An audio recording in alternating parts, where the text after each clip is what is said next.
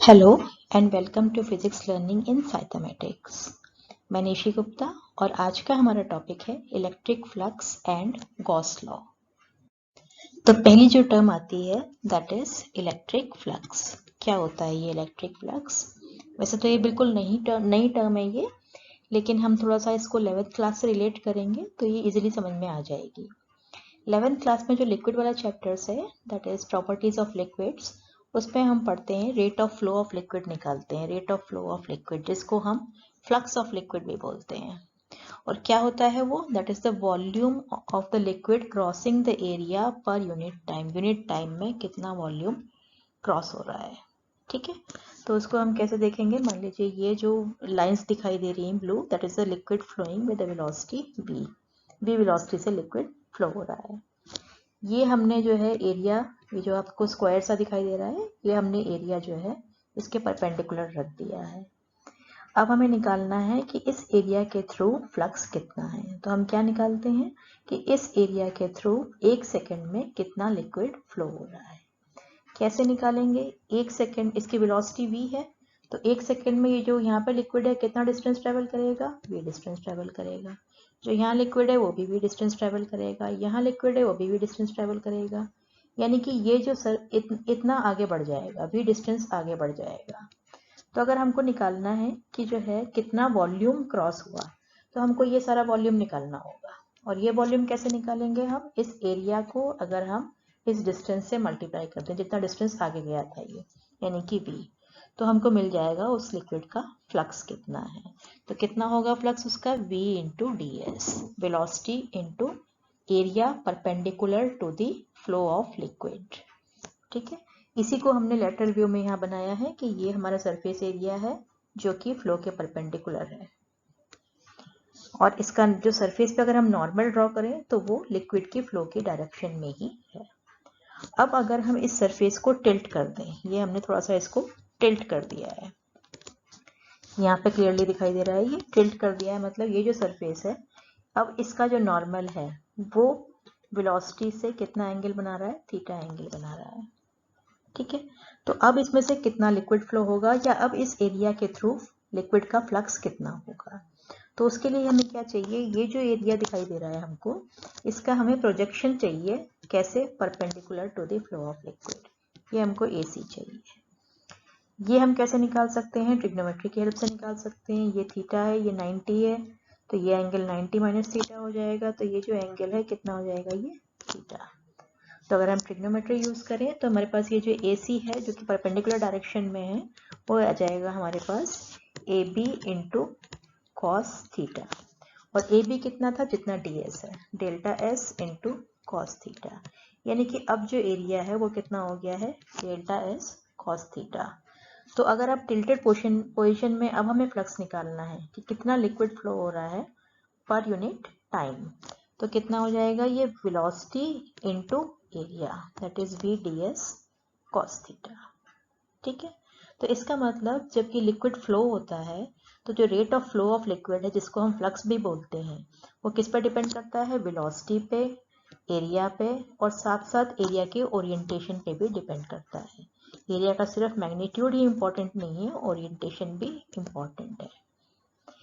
जैसे कि अगर लिक्विड फ्लो हो रहा है कहीं पे, और अगर हम जो है एक रिंग रख दें, circular ring normal to the liquid, तो इसमें से मैक्सिमम लिक्विड फ्लो होगा। लेकिन अगर हम इसी रिंग को हम ऐसे टिल्ट कर दें तो उसमें से कम लिक्विड फ्लो होगा।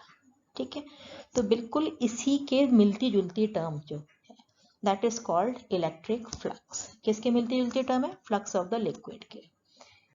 कैसे डिफाइन करेंगे इसको हम?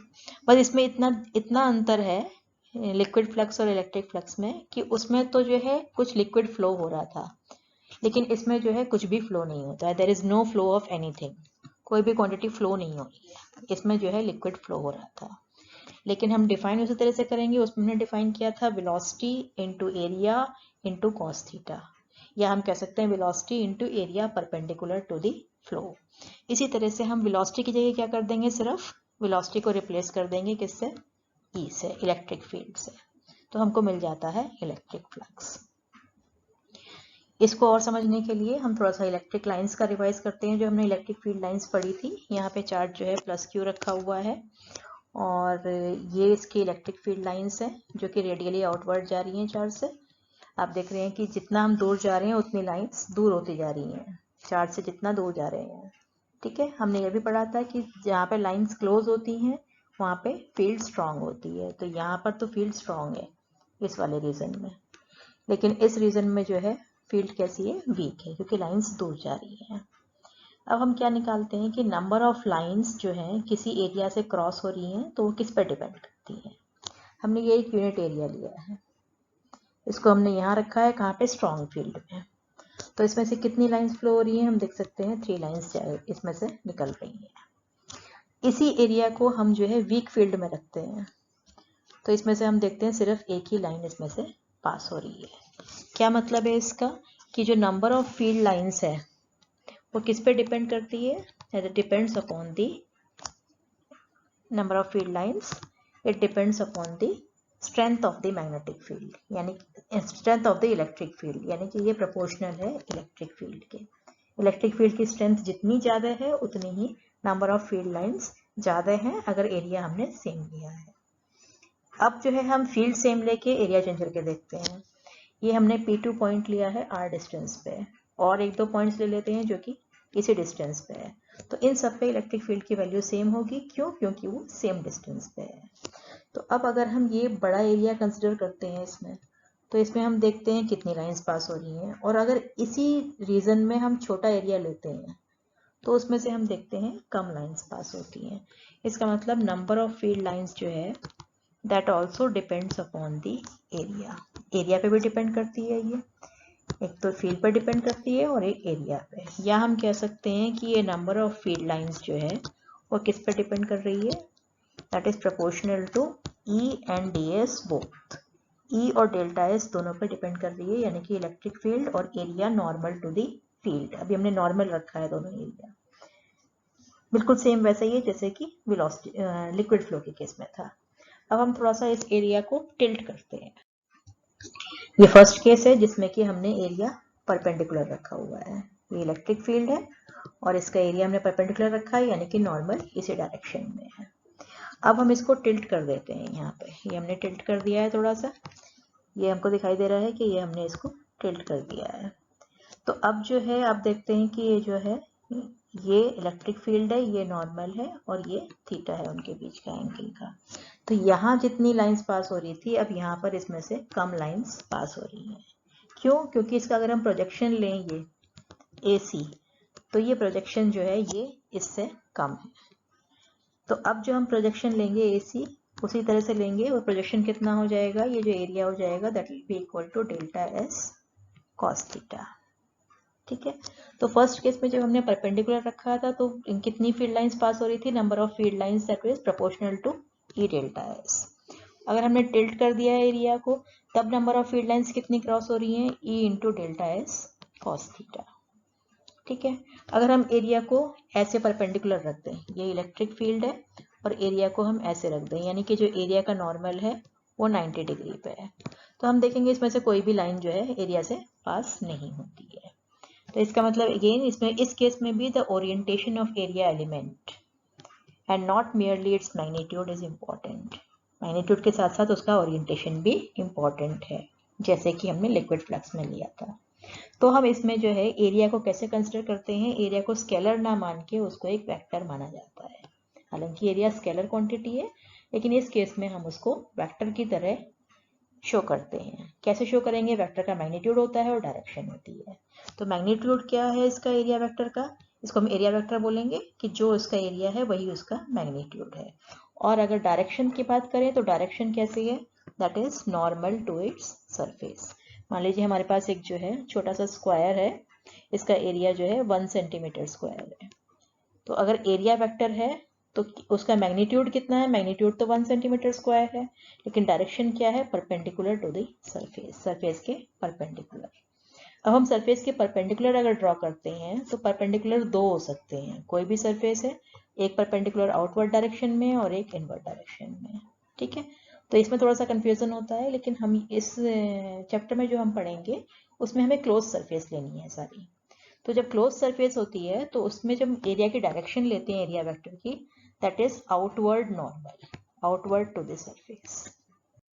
जैसे ये आप देख रहे हैं, ये एक क्लोज सरफेस है, इसमें हमने ये छोटा सा एरिया लिया है, तो इसका नॉर्मल एक तो सरफेस से बाहर की तरफ हो सकता है, एक सरफेस से अंदर की तरफ हो सकता है। तो हम इसको नहीं लेते हैं, हम किसको लेते हैं, इसी नॉर्मल को कंसिडर करते हैं जो कि सरफेस से आउटवर्ड जा रहा है। ठीक है, तो इतना सब कुछ समझने के बाद अब हम इसको डिफाइन कर सकते हैं कि इलेक्ट्रिक फ्लक्स क्या होता है।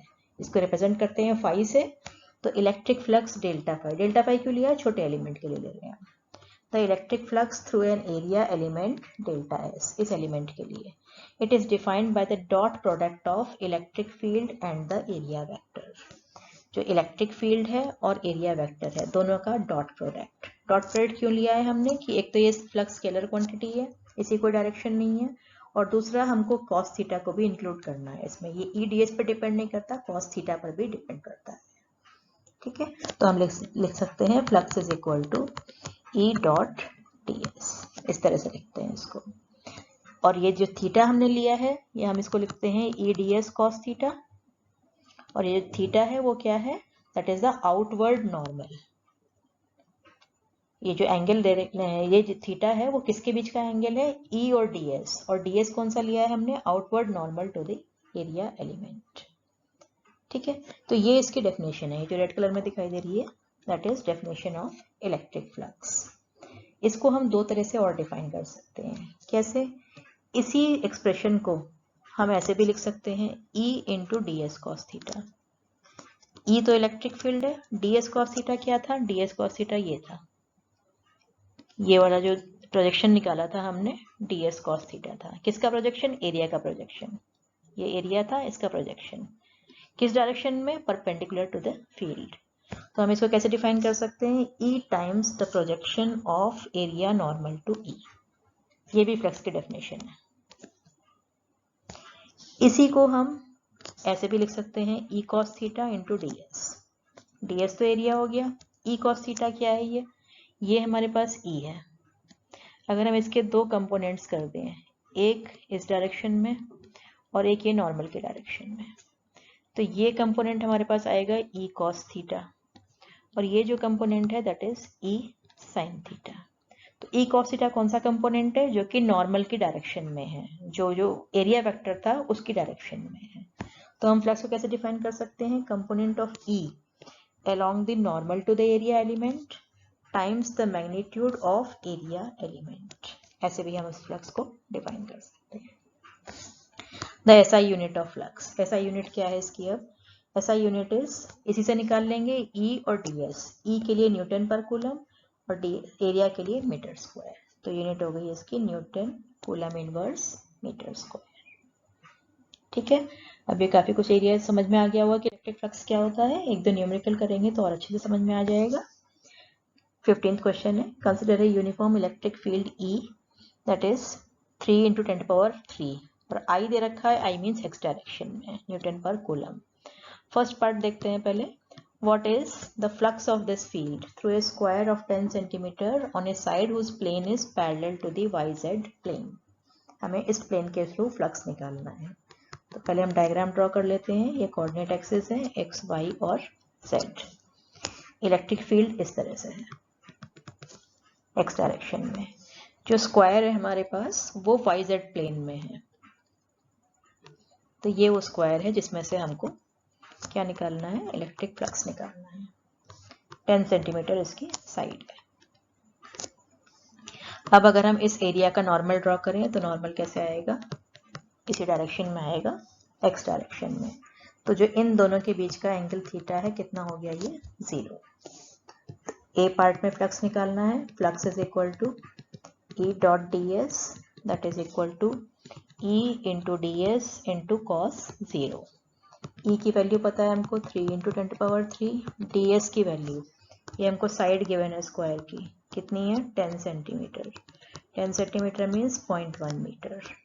तो एरिया कितना हो जाएगा, 0.1 का square that is equal to 0.01 metre square. तो एरिया की value this much, cos theta की वैल्यू 1। तो कितना आ गया हमारे पास, 30 newton metre square coulomb inverse. ये फर्स्ट केस में फ्लक्स। सेकेंड केस में क्या करना है हमको, what is the flux through the same square if the normal to the plane makes an angle of 60 degree. इस केस में केवल इतना चेंज कर दिया है कि एंगल जो है 60 डिग्री हो गया।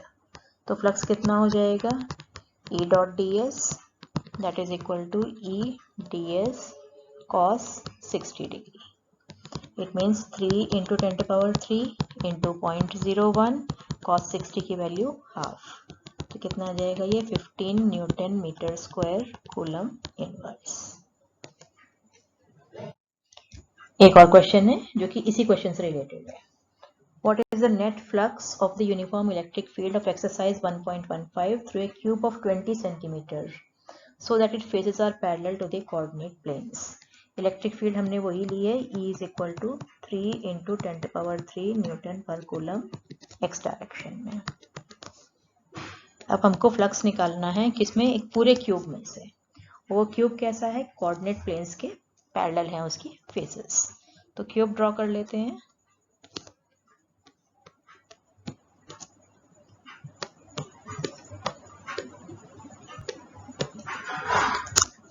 ये क्यूब हम ड्रॉ कर लेते हैं। अब क्यूब में टोटल कितनी फेसेस हैं, 6 फेसेस हैं और हर एक के नॉर्मल जो है अलग डायरेक्शन में होंगे। तो हमें हर एक का फ्लक्स निकाल के और ऐड कर देना है। तो ये फेस अगर हम 1 लेते हैं यहाँ पे, तो इसका नॉर्मल किस डायरेक्शन में है, एक्स डायरेक्शन में। ये वाली फेस अगर हम 2 लेते हैं तो इसका नॉर्मल किस डायरेक्शन में है, एक्स के नेगेटिव डायरेक्शन में। ये हमने यहाँ पे ये फेस ली थी और एक ये फेस ली है, 1 और 2 नेम कर दिया इनको। 3 जो है टॉप फेस लेते हैं तो उसका जो नॉर्मल है वो वाई डायरेक्शन में। 4 बॉटम फेस लेते हैं, उसका डायरेक्शन नेगेटिव वाई डायरेक्शन में। ये सेट है। ये जो सरफेस लेते हैं हम, ये 5 नंबर की जो हमारे फ्रंट में है ये वाली सरफेस, तो इसका नॉर्मल जो है जेड डायरेक्शन में। और ये जो बैक वाली सरफेस है उसका नॉर्मल जो है नेगेटिव जेड डायरेक्शन में। तो हम क्या देखते हैं कि 1 और 2 को छोड़ के बाकी 3, 4, 5, 6 टॉप, बॉटम, फ्रंट और बैक, इन सब का नॉर्मल जो है वो इलेक्ट्रिक फील्ड से 90 डिग्री के एंगल पे है। 90 डिग्री के एंगल पे है तो इन सब का फ्लक्स जो है वो 0 हो जाएगा। तो हम कह सकते हैं कि surfaces 3, 4, 5 and 6 have theta is equal to 90 degree. Therefore, flux through 3, 4, 5 and 6 that is 0. अब हमें नेट फ्लक्स निकालना है क्यूब का थ्रू द क्यूब।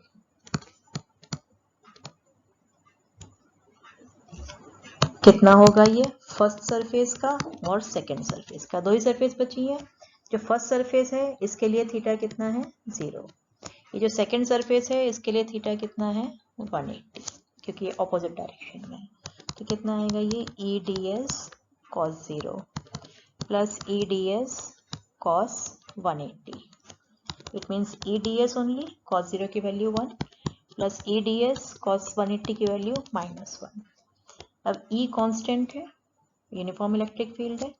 ds भी दोनों का सेम है। ये क्यूब हमने लिया है 20 सेंटीमीटर साइड का, तो जो इसका एरिया होगा वही इसका एरिया होगा। तो कितना आ जाएगा हमारे पास, 0। The net flux through the cube is 0। क्या मतलब है इसका, हमने फ्लक्स डिफाइन किया है कि वो नंबर ऑफ लाइंस के प्रोपोर्शनल होता है। 0 है तो क्या इसका मतलब है कि कोई भी लाइन पास नहीं हो रही है इसमें से, नहीं, ऐसा नहीं है। इलेक्ट्रिक फील्ड में रखा हुआ है तो लाइंस तो पास हो रही हैं इसमें से, लेकिन the number of lines entering the cube is same as the number of lines leaving the cube. जितनी एंटर हो रही है उतनी ही लाइंस उसमें से बाहर निकल रही हैं। इस फेस में से जितनी लाइंस एंटर हो रही हैं, इस फेस में से उतनी ही लाइंस जो है वो बाहर निकल रही हैं, इसलिए नेट फ्लक्स जो है वो 0 है। Next very important topic that is Gauss law. इसको अच्छे से समझना है क्योंकि इसकी एप्लीकेशंस आती हैं, कंसेप्चुअल क्वेश्चंस भी आते हैं और इसमें 5 मार्क के डेरिवेशन भी आ जाते हैं। तो स्टेटमेंट पढ़ते हैं पहले इसका। The electric flux of electric field through any close surface is 1/ε0 times the total charge enclosed by the surface.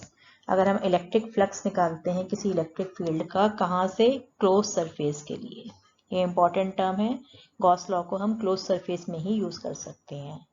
तो वो कितना होता है कि total charge enclosed by the surface multiplied by 1/ε0, या इसको मैथमेटिकल फॉर्म में लिखते हैं flux is equal to 1/ε0 times the charge enclosed by the surface. और डिटेल में लिखना चाहें तो क्या लिखते हैं हम, Fe is equal to E dot ds और सरफेस इंटीग्रल। ये हम किस लिए करते हैं कि हमने छोटे एलिमेंट का फ्लक्स निकाल के पूरी सरफेस के लिए, क्लोज सरफेस है उसके लिए इंटीग्रेट कर दिया है। That is equal to 1/ε0 times the charge enclosed. तो मेन टर्म्स क्या याद रखनी है इसमें, एक तो क्लोज सरफेस और दूसरा charge enclosed by the surface लेना है, यानी कि सरफेस के अंदर जो चार्ज है वही लेने हैं, सरफेस के बाहर जो चार्ज है उनको इंक्लूड नहीं करना है। ठीक है, तो इसको प्रूव करते हैं। ये हमने एक चार्ज लिया है पॉजिटिव और r डिस्टेंस पे, इससे r डिस्टेंस पे इसको सेंटर मान के r डिस्टेंस का स्फीयर ड्रॉ कर लिया है। अब स्फीयर के जितने भी पॉइंट्स हैं वो सब r डिस्टेंस पे हैं, यानी कि उनकी फील्ड सबकी सेम होगी। और कैसे होगी, रेडियली आउटवर्ड। इस पॉइंट पे भी फील्ड रेडियली आउटवर्ड, सरफेस पे हर पॉइंट पे फील्ड जो है वो रेडियली आउटवर्ड होगी। और कितनी होगी ये हम पहले निकाल चुके हैं, 1/4πε0 Q/r², इतनी फील्ड होगी। अब हमको क्या निकालना है, इस पूरे स्फीयर का फ्लक्स निकालना है कि कितना इलेक्ट्रिक फ्लक्स है। तो हम छोटा सा एलिमेंट ले लेते हैं स्फीयर पे, डेल्टा एस। इसका फ्लक्स निकालने के लिए ये ई की डायरेक्शन पता है हमको, और इसका अगर हम नॉर्मल ड्रॉ करें तो वो भी इसी डायरेक्शन में आएगा, रेडियस के डायरेक्शन में ही आएगा, क्योंकि सरफेस टेंजेंशियल है ऐसे, तो नॉर्मल जो है इसी डायरेक्शन में आएगा। तो हम क्या निकालते हैं पहले, electric flux through this small element, small area element, जो हमने एरिया एलिमेंट लिया है उसके लिए इलेक्ट्रिक फ्लक्स कितना आएगा। अगर हम इसको d5 से लिखें तो वो कितना आएगा, E इंटू डी एस, ई डॉट डी एस, इसको ds ले लेते हैं। और E और ds की डायरेक्शन दोनों सेम है, तो E ds cos 0 that is equal to E and ds only. हमको क्या निकालना है, net flux through the sphere. Sphere कैसा है, क्लोज सरफेस, तो इसके लिए हमको निकालना है कितना फ्लक्स होगा। फ्लक्स कितना होगा, इसका हम इंटीग्रेशन कर देंगे पूरे स्फीयर के लिए, किसका, ई डी एस का। ई कांस्टेंट है इसमें क्योंकि स्फीयर के हर पॉइंट पे ई की वैल्यू सेम है। Integration of D S, E into integration of D S. D S क्या है, एक छोटा सा एलिमेंट है इसके सरफेस पे। अगर हम पूरे सरफेस के लिए इंटीग्रेशन करेंगे तो कितना आएगा, जितना कि उसका सरफेस एरिया है, स्फीयर का सरफेस एरिया। ई की वैल्यू रख देंगे 1/4πε0 Q/r² into 4πr²। r² cancel हो जाएगा, 4π कैंसिल हो जाएगा, तो हमारे पास क्या बचा कि net flux is equal to Q/ε0। और यही जो है गॉस लॉ है कि नेट फ्लक्स जो है चार्ज एनक्लोज्ड अपॉन ε0, या 1/ε0 times the charge enclosed by the surface. ठीक है, एक सरफेस से और समझते हैं इसको। ये हमने अगेन क्लोज सरफेस लिए सिलेंडर की फॉर्म में। सिलेंडर की 3 सरफेसेस होती हैं, एक सरफेस हमने ये लिए सर्कुलर एंड, दूसरा सर्कुलर एंड, और तीसरी सरफेस जो है ये कर्व सरफेस है।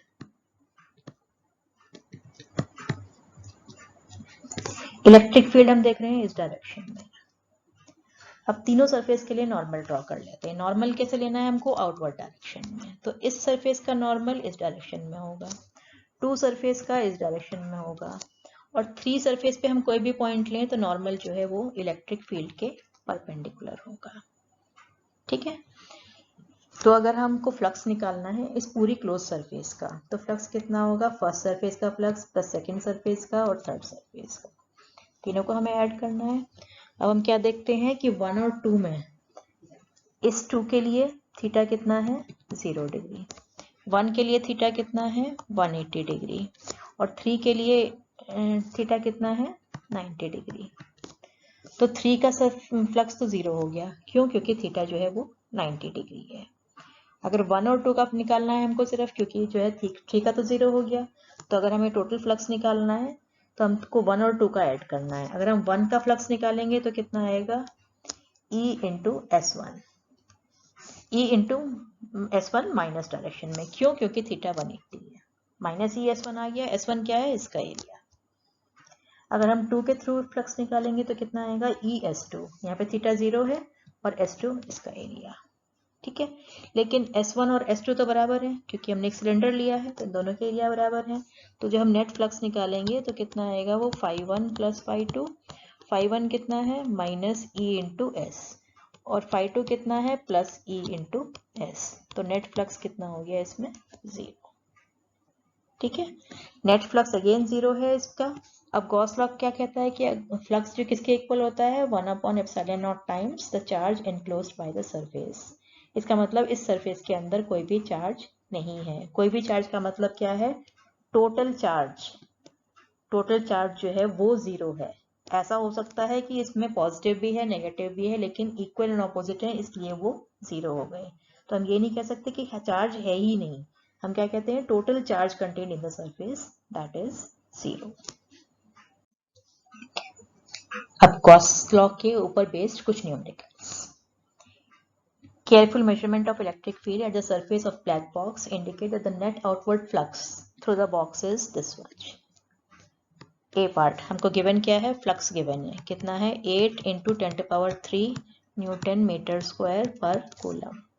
ए पार्ट में हमको क्या निकालना है? Charge inside the box. अब हम गॉस लॉ यूज करेंगे। Flux is equal to Q/ε0। तो Q कितना हो जाएगा? Flux into ε0। It means 8 × 10⁻³ into ε0 की वैल्यू 8.85 इंटू 10⁻−12। इसको मल्टीप्लाई करेंगे तो कितना आ जाएगा? इसको और इसको करेंगे तो अप्रॉक्सीमेटली 70.8 के करीब आएगा, 10⁻−9। या हम कह सकते हैं इसको 70 नैनो कूलम।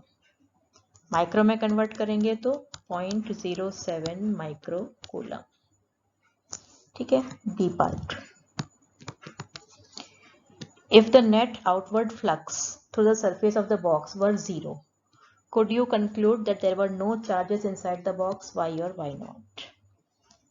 इसमें तो सिंपल हमको आंसर लिखना है। अभी जो हमने करा था सिलेंडर का, उसमें हमने देखा था कि नेट फ्लक्स 0 आ रहा है। क्या मतलब है? उसके अंदर चार्ज, टोटल चार्ज 0 है। ये नहीं कह सकते कि उसके अंदर चार्ज है ही नहीं। ये हम नहीं कह सकते हैं कि चार्ज नहीं है। क्या कह सकते हैं हम? कि टोटल चार्ज 0 है। तो no, we cannot say that the net total no charge inside the box. We can say that the net charge is 0. केवल इतना लिखना है इसमें आपको। ठीक है, next. A point charge plus 10 microcoulomb is at a distance 5 cm directly above the center of the square of 10 cm as shown in the figure. ये जो है एक स्क्वायर है 10 सेंटीमीटर का, यहाँ सेंटर है इसका, यहाँ पर हमने एक चार्ज रखा हुआ है Q, और Q कितना दे रखा है हमको? 10 माइक्रो कूलम। कूलम में चेंज करेंगे तो 10⁻⁻6 coulomb. What is the magnitude of electric flux through the square? तो फ्लक्स तो हमने डिफाइन किया है E.ds। अगर हम E.ds से निकालेंगे तो हर पॉइंट पे, स्क्वायर के हर पॉइंट पे फील्ड की वैल्यू अलग अलग होगी, क्योंकि Q से सबका डिस्टेंस अलग अलग है, तो बहुत मुश्किल हो जाएगा। तो हम क्या कर सकते हैं? गॉस लॉ यूज कर सकते हैं। लेकिन गॉस लॉ हम तभी यूज कर सकते हैं जब हमारे पास क्लोज सरफेस हो। तो हम क्या करेंगे? इसी सरफेस को हम एक साइड मान के एक क्यूब बना लेते हैं। क्यूब बनाने से ये सरफेस क्लोज हो जाएगी। अब ये हमने जो है इसका एक क्यूब बना लिया है। उस क्यूब की एक फेस ये वाली है जिससे हमें वो निकालना है, और ये चार्ज अब क्यूब के बिल्कुल सेंटर में आ गया है। क्यों? क्योंकि हमने 10 सेंटीमीटर इसकी हाइट पे ले ली है। क्यूब बनाया तो साइड साइड से इक्वल होगी। अब ये क्यू चार्ज इसके अंदर रखा हुआ है। अब अगर हम क्या यूज करें? गॉस लॉ यूज करें तो क्या आएगा हमारे पास? Flux through the cube. इस क्यूब के क्रॉस जो फ्लक्स है वो कितना आ जाएगा? 1/ε0 times the charge enclosed by the cube. एक ही चार्ज रखा हुआ है ये वाला, तो फ्लक्स जो है इतना हो जाएगा। किसके थ्रू निकाला है हमने? क्यूब। क्यूब में कितनी फेसेस होती हैं? क्यूब हैज 6 फेसेस और सारी इक्वल एरिया की होती है, सब में इक्वल फेसेस होती हैं। तो therefore flux through one face, क्योंकि हमको निकालना है किसका, स्क्वायर का, हमें स्क्वायर का फ्लक्स निकालना है, दैट इज वन फेस का, एक ही फेस का निकालना है। तो वो फ्लक्स कितना हो जाएगा, 1/6 टाइम्स कर देंगे इसको, किसको, ये जो हमने पूरे क्यूब का निकाला है, 1/ε0 times into Q, that is 1/6 into Q कितना है 10 इंटू 10⁻⁻6 और ε0 की वैल्यू 8.85 10⁻⁻12। इसको हम सॉल्व कर देंगे तो हमारे पास ये आंसर आ जाएगा इसका कि इसका फ्लक्स कितना होगा। Next, a point charge of 2 microcoulomb is at the center of the cubical Gaussian surface 9 cm on the edge. What is the net flux through the surface? एक हमने cubical Gaussian surface ले ली है। ये Gaussian surface क्या होती है, Gauss law use करने के लिए हम जो भी सरफेस ड्रॉ करते हैं उसको हम Gaussian surface बोलते हैं। इसकी जो है एज 9 सेंटीमीटर है, क्यूबिकल Gaussian surface है। इसके बीच में एक चार्ज रखा हुआ है कहीं पे Q, वो चार्ज हमको गिवन है कितना है 2 microcoulomb. 2 microcoulomb means 2 into 10⁻⁻6 coulomb. हमें क्या निकालना है, नेट फ्लक्स। क्या करेंगे, using Gauss law. Net flux जो है that is equal to 1/ε0 times the charge enclosed by the surface. It means 1/8.85 10⁻⁻12 into charge enclosed, that is 2 into 10⁻⁻6। इसको हम सॉल्व कर लेंगे, again we will get the answer 1.9 into 10⁵ newton metre square पर coulomb. Next question, a point charge causes an electric field of -1 into 10⁻³ Newton per meter square per coulomb to pass through a spherical Gaussian surface of 10 cm radius centered on the charge। हमने spherical Gaussian surface ली है जिसकी की radius 10 centimetre है, ठीक है। इसका हमें ये हमने सरफेस अगर S1 मान ली है तो हमको गिवन है कि फ्लक्स थ्रू S1 कितना है -1 इंटू 10⁻³ न्यूटन मीटर स्क्वायर पर कूलम। इसका फ्लक्स गिवन है हमको। ए पार्ट जो हमें करना है, क्या निकालना है हमको कि if the radius of the Gaussian surface पर doubled how much flux will pass through the surface. अगर हम इसकी सरफेस रेडियस को डबल कर दें, अब हमने जो दूसरी सरफेस बनाई है S2 उसकी रेडियस कितनी कर दी 20 सेंटीमीटर, तो फ्लक्स थ्रू S2 कितना होगा, that is charge enclosed 1/ε0 times the charge enclosed और Q इज सेम, Q तो हमने चेंज नहीं किया है, देयरफॉर फ्लक्स भी चेंज नहीं होगा। कितना होगा -1 इंटू 10⁻³ न्यूटन मीटर स्क्वायर पर कूलम, इतना होगा। B part, what is the value of point charge. अब इस चार्ज की वैल्यू निकालनी है। फ्लक्स कितना होता है, that is equal to Q/ε0। अगर हमें Q निकालना है तो फ्लक्स इंटू ε0। फ्लक्स कितना गिवन है हमको -1 इंटू 10⁻³ ε0 की वैल्यू 0.85 इंटू 10⁻⁻12।